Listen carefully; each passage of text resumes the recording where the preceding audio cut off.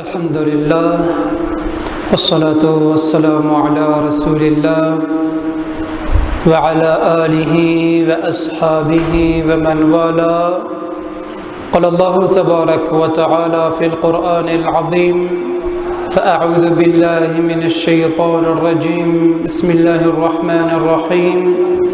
ومن آياته أن خلق لكم من أنفسكم أزواجا لتسكنوا إليها وجعل بينكم مودة ورحمة إن في ذلك لآيات لقوم يتفكرون. صدق الله مولانا العظيم. اولا محضر شما بزرگواران، السلام علیکم و رحمت الله تعالی و برکاته. خدای تبارک و تعالی عبادت های همه ما و شما را به درگاه اقدسی خیش قبول بفرماید. بحث این هفته ما و شما پیرامون حقوق زن و شوهر بر یکدیگر هست. مسئله خیلی مهم، مسئله خیلی ضروری هست که متاسفانه در بین جامعه امت اسلامی به ضعف این موضوع متوجه می شویم. در ما بین فامیل، در ما بین خانواده ها، غیر از غم و مشکلات و شکررنجی ها چیز دیگری دیده نمی شود.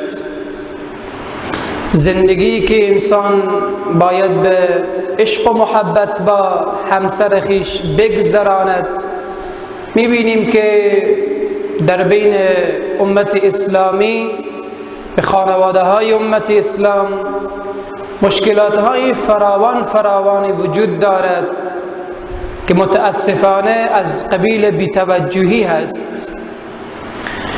هرچه که انسان از قوانین الهی، از دستورات الهی سر باز زند و قبول نکند، زندگیش خارتر و زبونتر و ذلیلتر می شود. و هرچه که انسان به فرمان الهی آماده باشد و فرمان الهی را بپذیرد، زندگیش در رفاه و در آرامش و در آسایش قرار میگیرد.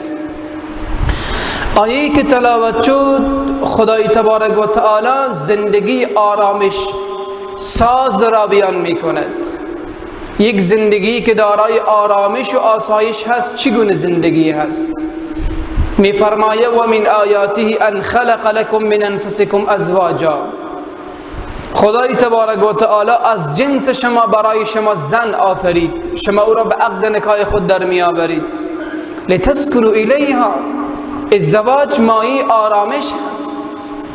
ولی امروز در بین فامیل، در بین خانواده این قضیه برعکس شده.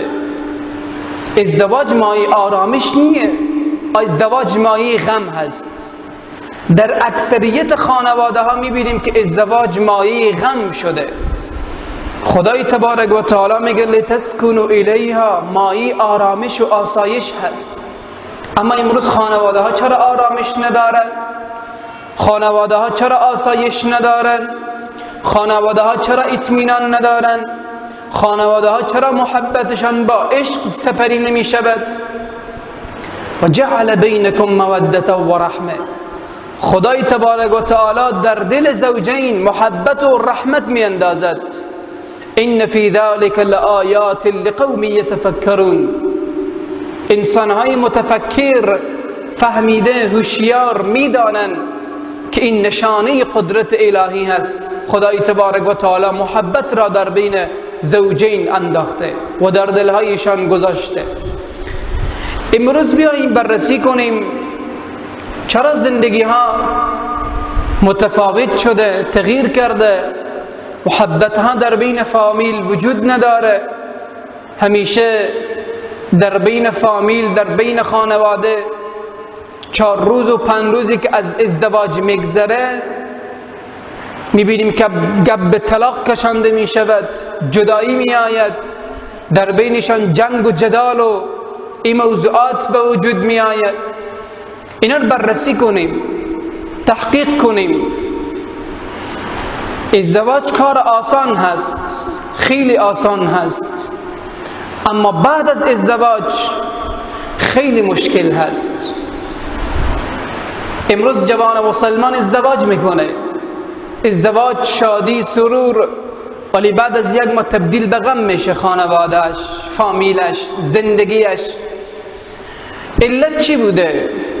علت اینه که حقوق یکدیگر را مراعات نکردیم. ازدواج باید اسلامی باشد، از ابتدا ازدواج باید اسلامی باشد. آنهایی که شکوه و گلایه میکنن زندگی ما خراب هست و در غم و خلاصه ما در حزن قرار داریم، شما از ابتدای ازدواج خود نگاه کنیم چه نقصاناتی وجود دارد. ازدواج غیر شرعی، ازدواج غیر اسلامی، انمیت حالات رو به وجود می آورد. هرچی که از قرآن فاصله بگیریم خار میشیم، هرچی که از قوانین الهی، از دستورات الهی فاصله بگیریم ذلیل میشیم. برادران عزیز و خواهران با عزت، چی حضور دارید و چی صدای بنده را از طریقی و از رسانه‌ای میشنوید، موضوعی که بنده برگزیدم خیلی مهم. حقوق زن بر شوهر و حقوق شوهر بر زن چیست از دیدگاه اسلام؟ و آیا امروز حقوق یکدیگر را زن و شوهر اجرا میکنند؟ امروز هیچ کس به حقوق خود قانع نمی شود. بیاییم هم دیگر پذیر باشیم، بیاییم هم دیگر را بپذیریم تا زندگی سالمی داشته باشیم. اول حقوق زن را بیان میکنیم، اگر وقت ما را یاری کرد بعداً حقوق مرد را بیان میکنیم. زن بالای شوهر خود چه حقوقی دارد از دیدگاه اسلام و مرد بالای زن خود چه حقوقی دارد از دیدگاه اسلام. اینا برادران عزیز توجه کنن، خواهران با عزت توجه کنن. این وجیبه است که اسلام بر ما و شما لازم گردانیده. طبق این وجیبه وظیفه خود را اجرا نماییم. حقوق زن بالای شوهر زیاد هست. حقوق زن چقدر شریعت مبارک، چقدر دستورات مبارک و این دستورات مبارک را بر امت مبارک بیان کرده. و اگر این امت مبارک دستورات مبارک را در زندگی مبارک خود بیان اجرا کنند، یقینا زندگیشان مبارک تر می شود. خدای تبارک و تعالی اشاره می کند ولهن مثل الذی علیهن بالمعروف. برای زنها بر بالای شوهرانشون حقوقی وجود دارد که باید شوهر حق زن خود را به جا آورد. مثل که بالای زن لازم هست حقوق مرد را به جا بیاورد، به همین ترتیب بالای مرد لازم حق زن را به جا بیاورد. این اسلام که برای زن حقوقی داده، برای زن عزت داده، برای زن جایگاهی داده، برای زن شرف و مقام و عزت داده و بالای مرد فرض کرده، لازم کرده حقوق زن را به جا بیاورد.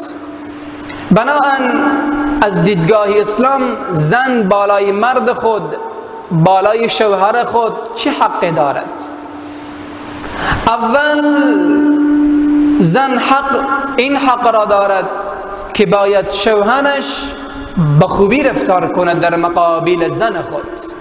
معاشرت نیکو، خلق خوش در مقابل زن، معیشت خوش در مقابل زن، این وظیفه وجیبه یک مرد مسلمان هست که در مقابل زن مسلمان خود، در مقابل زنی که به عقد نکاح خود درآوردی، با رویه نیک، با پیشانی باز، با چهره خندان در مقابل زن قرار بگیری.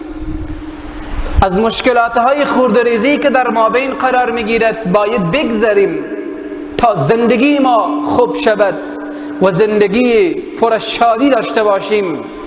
زندگی خلاصه عاشقانه در مابین زن و شوهر به وجود می آید زمانی که مرد در مقابل زن معاشرت نیکو داشته باشد.